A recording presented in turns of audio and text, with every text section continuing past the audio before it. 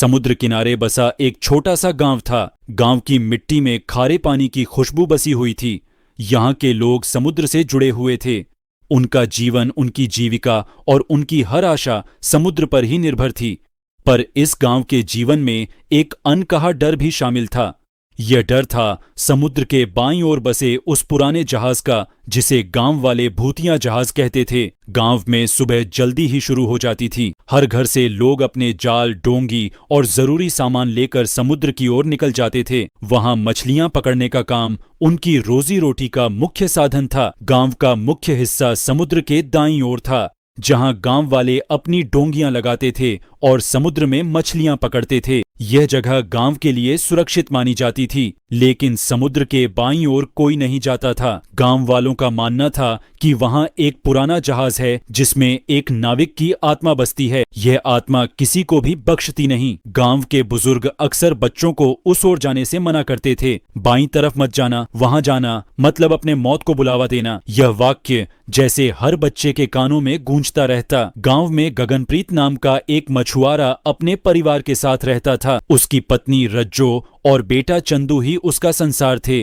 गगनप्रीत ईमानदार और मेहनती था, लेकिन उसका काम पिछले कुछ समय से बहुत खराब चल रहा था। मछलियां कम हो रही थीं और दाईं तरफ का हिस्सा अब मछुआरों से भरा पड़ा था। गगनप्रीत जैसे छोटे मछुआरों के लिए यह मुश्किलों भरा समय था। रज्जो अक्सर परेशान रहती। सुनो जी, आज भी आप खाली हाथ लौटे, ये कैसे चलेगा? अब तो घर चलाना मुश्किल हो रहा है। गगनप्रीत ने थके हुए स्वर में जवाब दिया। क्या करें, दाईं तरफ तो मछलियां बची ही नहीं और बाईं तरफ कोई जाता नहीं। वहां उस रहस्यमय नाविक का भूत रहता है। पास ही बैठा चंदू उनकी बातें सुन रहा था। वह जानता था कि उसके माता पिता परेशान हैं। उसे लगा कि उसे कुछ करना चाहिए। चंदू के मन में यह सवाल बार बार उठ रहा था, क्या बाईं तरफ सचमुच कोई भूत रहता है? अगले दिन उसने अपने दोस्त राजू से इस बारे में बात की। राजू, मेरे पिताजी बहुत परेशान हैं। दाईं तरफ मछलियां खत्म हो रही हैं और घर में खाने को भी मुश्किल हो रही है। मुझे लगता है कि मुझे बाईं तरफ जाकर देखना चाहिए। राजू ने डरते हुए कहा, तू पागल है क्या? वहां जाना मतलब मौत को बुलावा देना है। वहां जो गया वो कभी वापस नहीं आया। लेकिन क्या ये बात सच है? हो सकता है ये बस एक कहानी हो। मैं बिना देखे इस बात पर विश्वास नहीं कर सकता। तुझे सच जानने का इतना शौक है तो अकेले जा, मुझे इसमें मत घसीट। चंदू ने उसे मनाने की कोशिश की। तू मेरी दोस्ती की कसम खा, तू मेरे साथ चलेगा। अगर कुछ हुआ तो हम दोनों साथ रहेंगे। दोस्ती की कसम के आगे राजू झुक गया। ठीक है, पर मुझे मत कहना कि मैंने तुझे रोका नहीं। रात का समय था। चंदू और राजू चुपके से समुद्र के बाईं ओर चले गए। चांदनी रात थी और समुद्र की लहरों की आवाज उन्हें और डरा रही थी। थोड़ी दूर चलने के बाद उन्हें वह पुराना जहाज दिखा।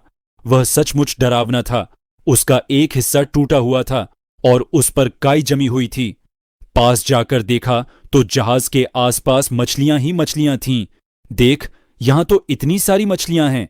चंदू ने उत्साहित होकर कहा, अगर पिताजी यहां मछली पकड़ने लगें तो हमारी सारी परेशानियां खत्म हो जाएंगी।